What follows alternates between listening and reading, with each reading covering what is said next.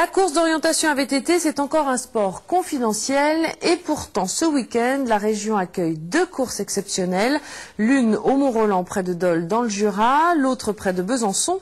Elles constituent les deux seules épreuves françaises sélectives pour les championnats d'Europe et les championnats du monde. Certains parmi les meilleurs mondiaux doivent faire le déplacement. Florence Petit et Thierry Suzan nous font découvrir cette discipline avec les clubs organisateurs et Mathieu Barthélémy, champion du monde.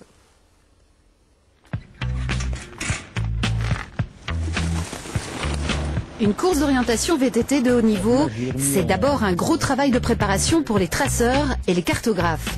Ils planchent sur le parcours depuis le mois d'octobre, un parcours long, technique, physique. La végétation évolue tellement vite qu'on est passé il y a 15 jours, Et puis là, hier, en prébalisant, ils se sont rendus compte, les gars qui ont prébalisé se sont rendus compte qu'il y a des endroits où les chemins, on ne les voyait plus. L'entrée du chemin, on ne la voyait plus. Le jour de la course, les compétiteurs ne disposent que d'1 minute avant le départ pour découvrir la fameuse carte. On ne s'arrête jamais en fait, parce que si on s'arrête 30 secondes, des fois les courses se jouent à 1 minute, 30 secondes. Il y a plusieurs podiums de championnat du monde à moins de 30 secondes complet, donc il faut vraiment optimiser, quoi. Donc éviter à tout prix de s'arrêter, mais pas non plus partir sur les mauvais chemins, parce qu'on perdra encore plus de temps. Et après, c'est parti pour environ 24 km, soit près de 2 heures de course, balisés grâce à des puces électroniques.